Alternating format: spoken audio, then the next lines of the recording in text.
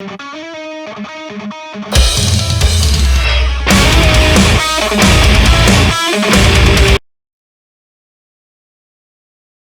ist endlich soweit. Heute kann ich euch zeigen, was in den Boxen hier drin steckt. Für die Hedonites of Slaanesh kamen die Slangor Fienbloods, die Blizzbarb Archers, die Myrmidish Painbringers und die Slickbait Seekers raus. Und wir gucken mal rein, was denn so in Bits und Teilen drin ist und wie gut denn diese neuen Bausätze sind. Und dafür haben wir auch den All-You-Can-Build Quality Check gemacht mit dem Spare Bits Check. Wir gucken rein.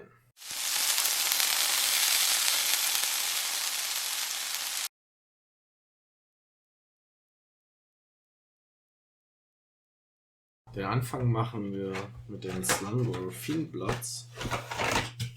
Sagen, was bekommen wir denn hier in der Box? Also es ist ein Gussrahmen, sehr übersichtlich. Okay, die 3 Bases, nichts Besonderes. Und die Bauanleitung. Also die Qualität der Bits ist wie immer natürlich sehr gut. Der Gussrahmen ist auch sehr gut gefüllt, sprich keine große Platzverschwendung.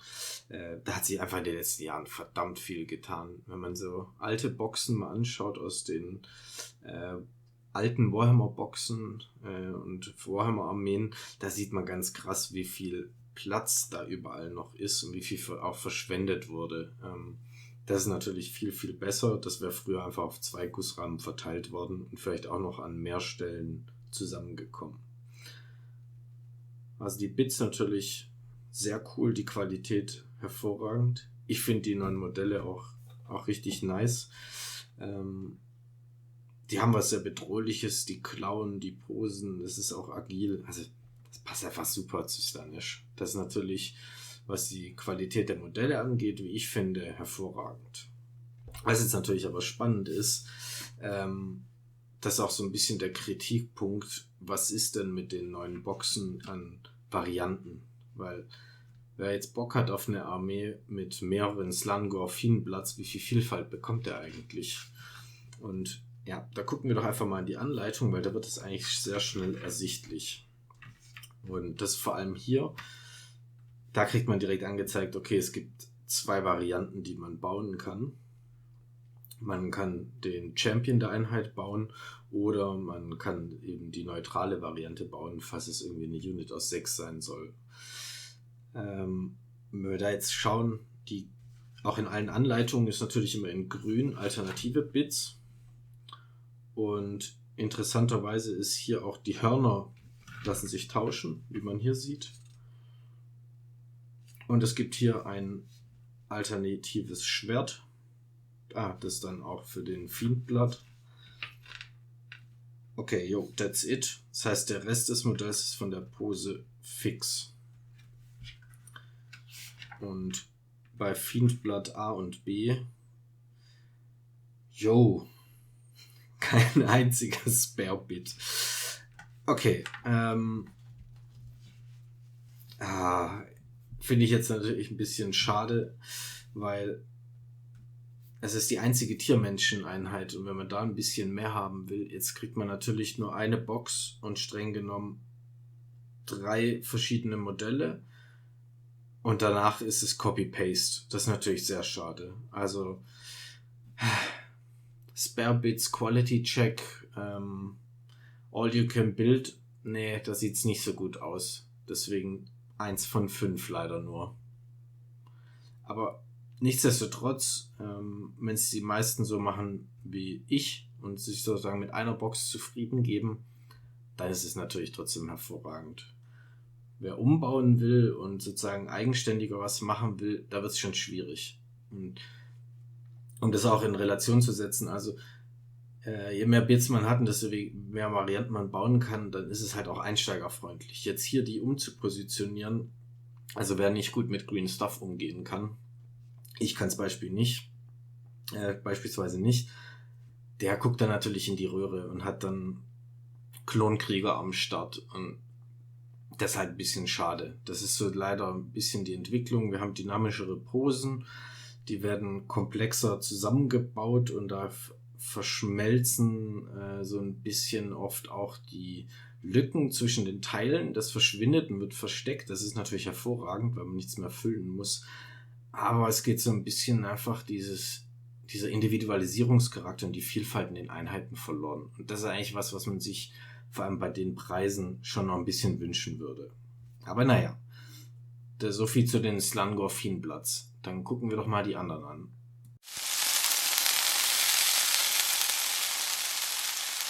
Dann gucken wir uns mal die nächste Box an.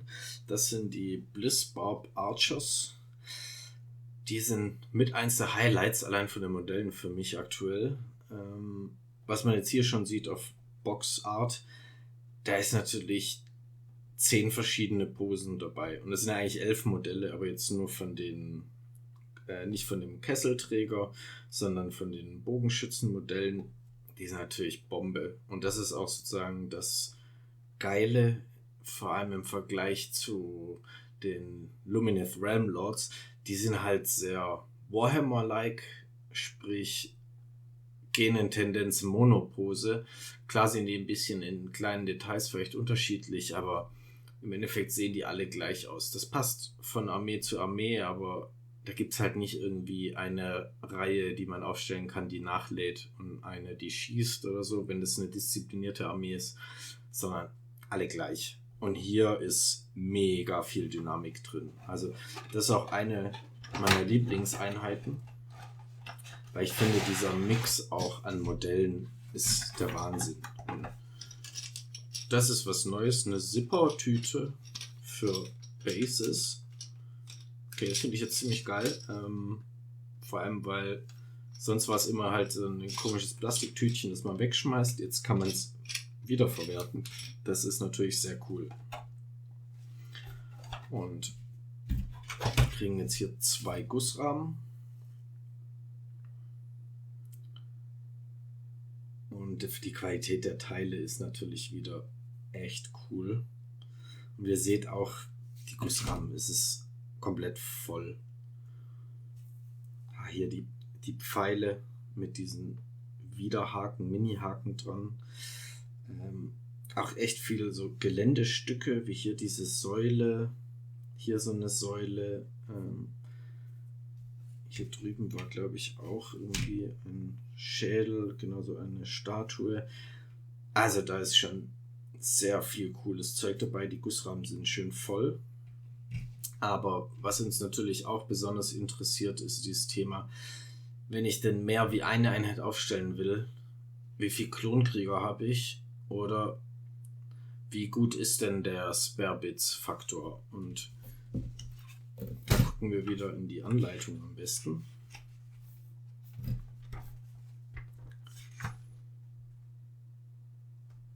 Okay, Grundhaltung sehen wir hier gleich, das ist dann ähnlich wie bei den Slangor Fiends. Wir tauschen halt den Kopf und die Waffe aus und dann ist es nicht mehr ein High Tempter, sondern Blizzbarb Archer. Okay. Bei den anderen Modellen. Okay, sieht sehr düster aus. Wir sehen bei den Bauanleitungen, es ist keine einzige Stelle wieder grün, sprich keine extra Bits, nur bei dem Champion, den man auch normal bauen kann. Das ist natürlich ein bisschen schade, aber bei der Unit ist natürlich die Qualität der Posen und der Modelle ist echt 1A. Also das sind so mit die Einheiten, die mir die Armee einfach mega schmackhaft gemacht haben. Und hier hat man natürlich die dynamischsten Posen. Da waren natürlich die Slangor Fiends. Da hat man ein bisschen weniger Vielfalt und dann fällt es auch viel schneller auf, diese Monopose. Deswegen hier jetzt, auch wenn es keine Spare Bits wirklich gibt, kann man schon sagen, 2 von 5. Und jetzt gucken wir uns die Multibild-Boxen mal an und schauen, wie es da denn so aussieht.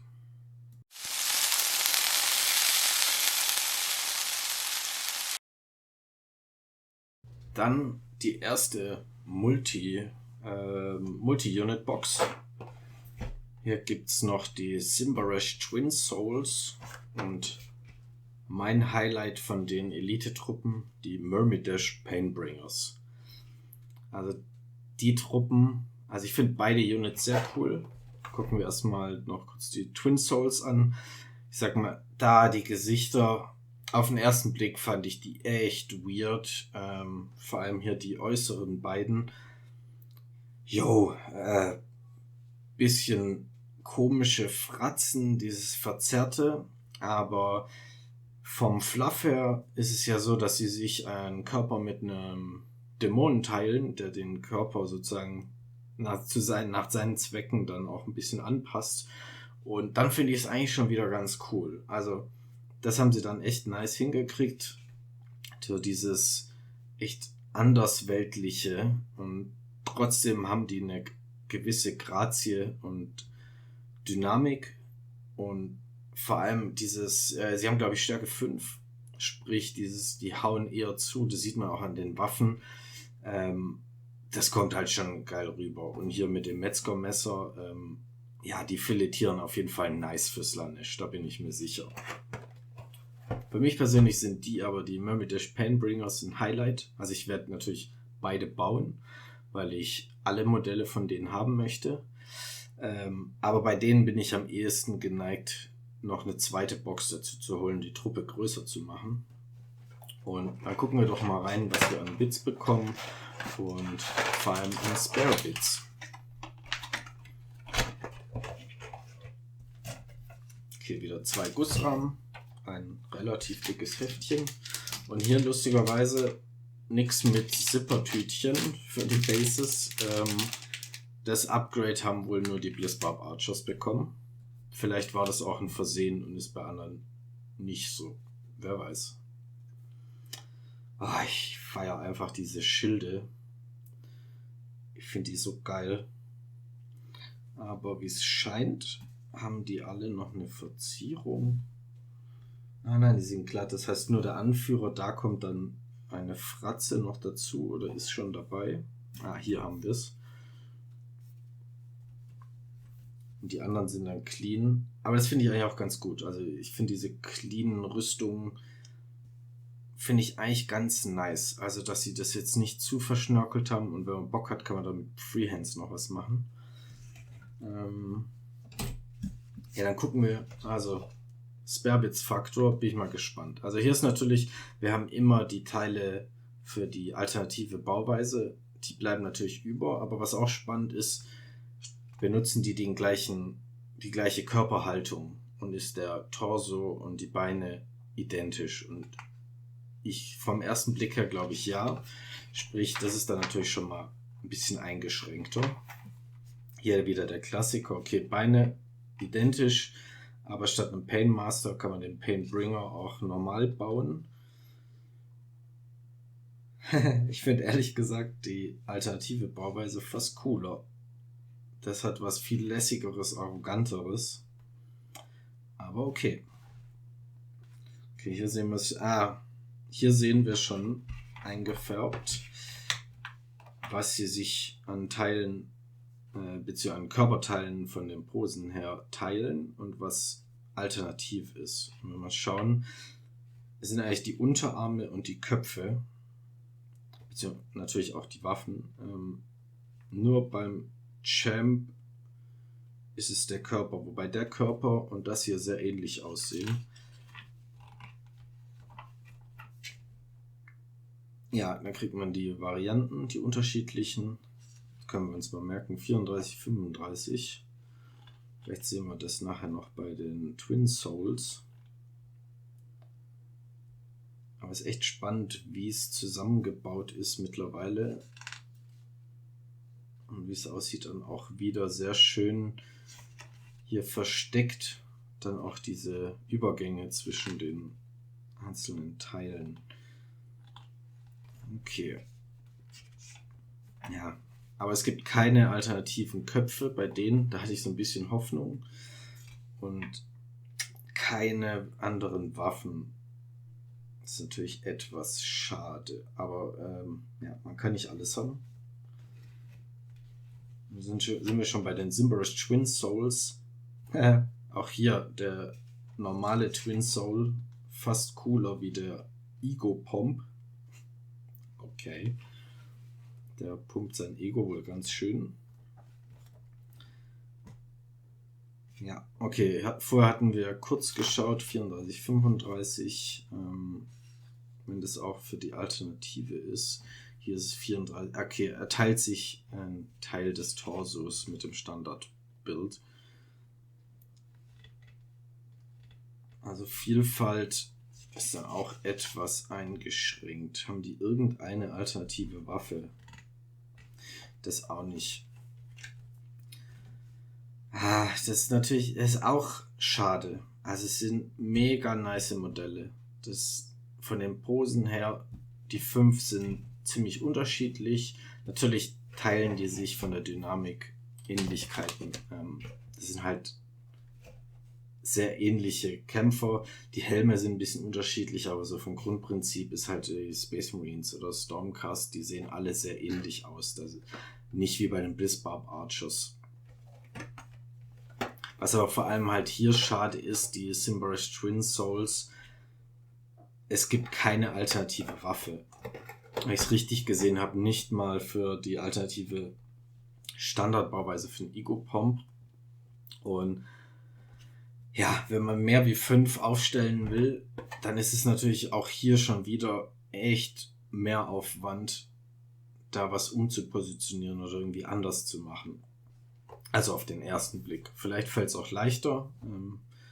Mal schauen, wie es mir beim Zusammenbauen geht oder wo ich da Möglichkeiten sehe. Aber ja, auch hier ist leider ein bisschen schwierig. Deswegen Spare Bits, also für vor allem die Helme und Schilde. Ich krieg das jetzt halt dann als Spare Bits, weil ich 2 Boxen davon habe. Aber wenn man nur eine holt, ist natürlich ein bisschen schade, weil gerade der Lord of Pain, ich mag den Kopf nicht so sehr und bin dann am Überlegen, ob ich eben einen dieser Helme da platziere, ob das irgendwie gut zusammenpasst. Naja, Qualität der Units trotzdem finde ich top. Ich finde auch, dass die 2 natürlich sehr unterschiedlich wirken. Also das muss man schon lassen. Für das, dass sie nur die Unterarme tauschen und andere Waffen haben, das macht schon viel aus. Die kommen ganz anders rüber, obwohl sie die gleiche Körperhaltung haben. Also da Hut ab. Das haben sie natürlich cool hingekriegt. Aber bei den ganzen Preisen und auch bei dem Wunsch, mehr wie nur 5 von denen einzusetzen, ist es natürlich echt schade, wenn das so wenig Teile da drin sind. Auch von den Waffen. Also ich mag dieses Säbel richtig gern. Ja, bleibt halt keiner übrig, wenn ich das vorher richtig gesehen habe. Das ist halt ein bisschen schade. Aber schauen wir mal jetzt die letzte und meine Lieblingsbox noch an.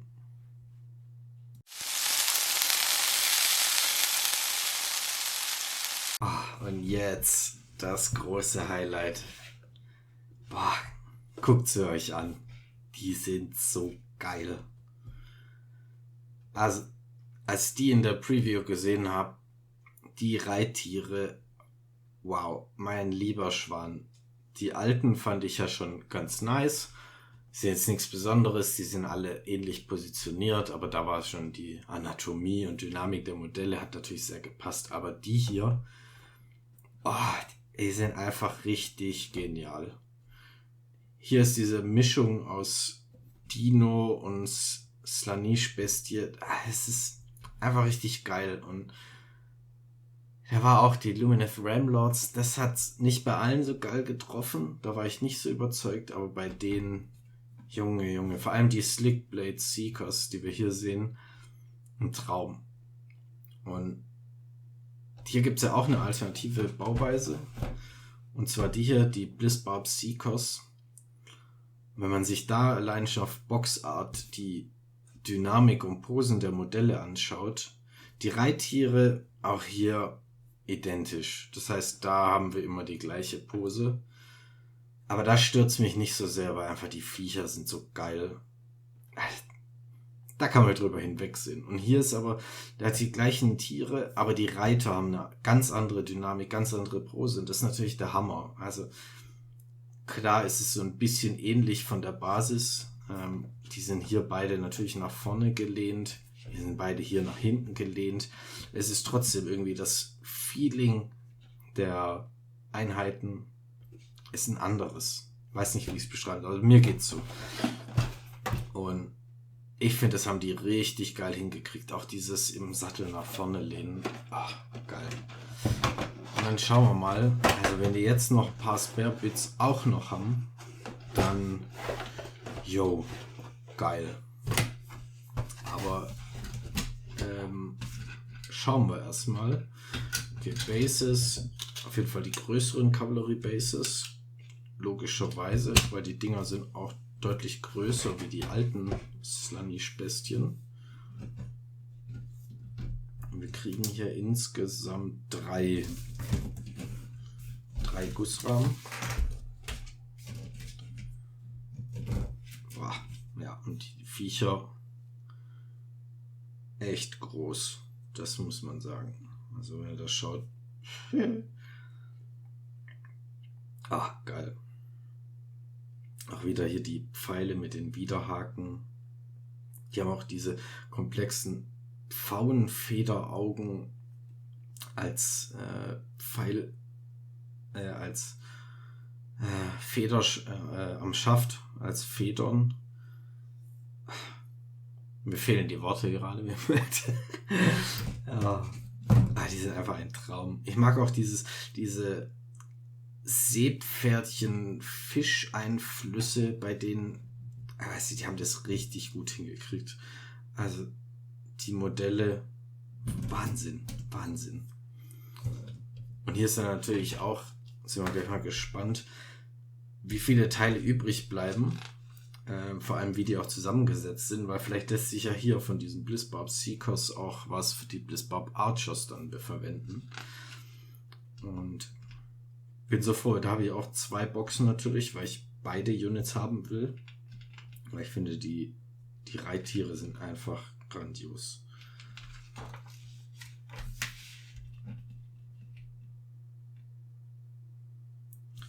Wenn man hier sieht,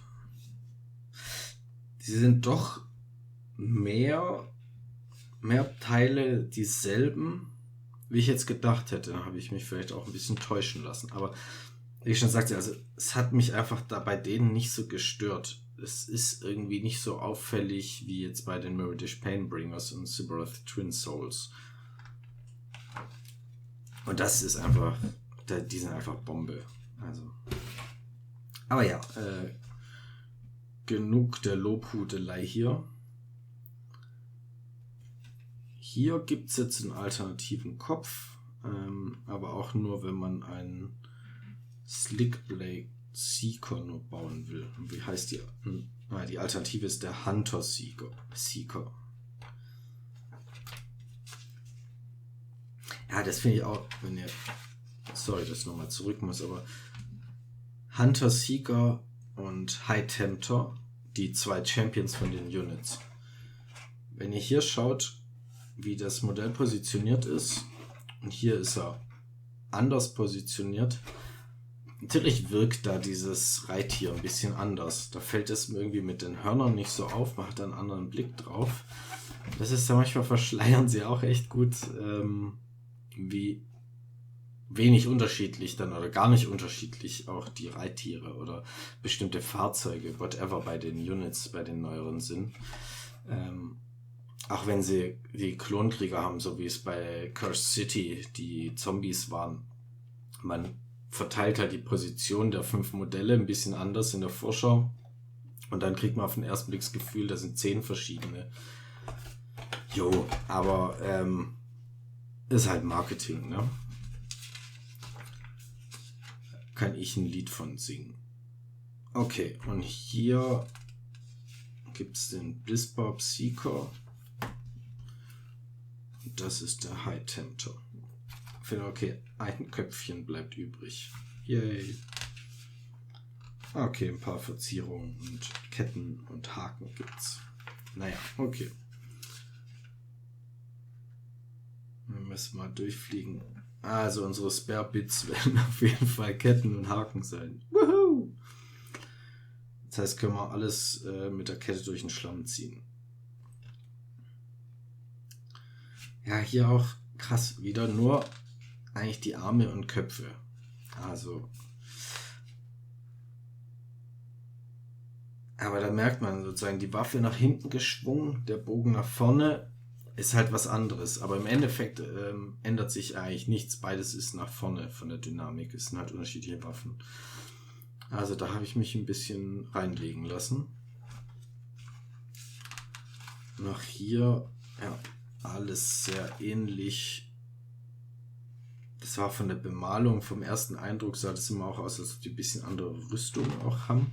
Aber ja, das ist, sobald die Haut irgendwas ein bisschen anders bemalt ist, dann täuscht es über vieles hinweg. Aber das ist sozusagen bei der Unit ja auch ganz gut. Also, dass sie das auch so ein bisschen unterschiedlich bemalen von der Haut, finde ich auch cool. Da bin ich nicht ein Fan von. Und wenn wir jetzt hier schauen, also ja, das war's.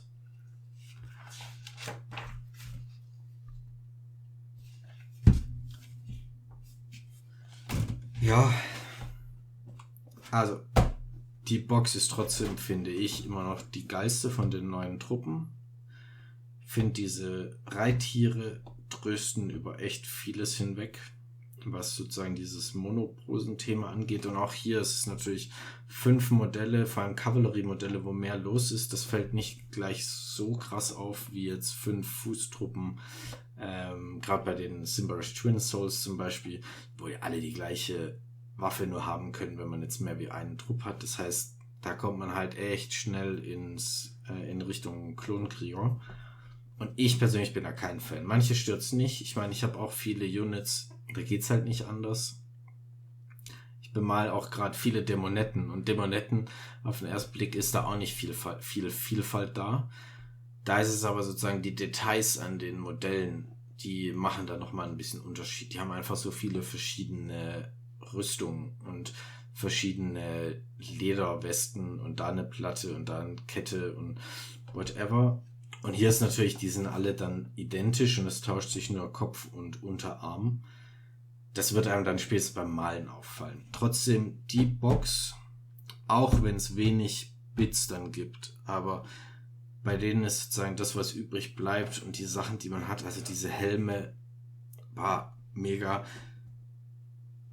Ja, die kriegen einfach einen Bonus Bare Bits Punkt und den würde ich 3 von 5 geben. Aber inoffiziell eigentlich auch nur 2. Aber einfach die Box ist einfach der Hammer. Also, da bin ich fast dafür, da muss jeder eine von haben. Egal, ob er die sammelt oder nicht.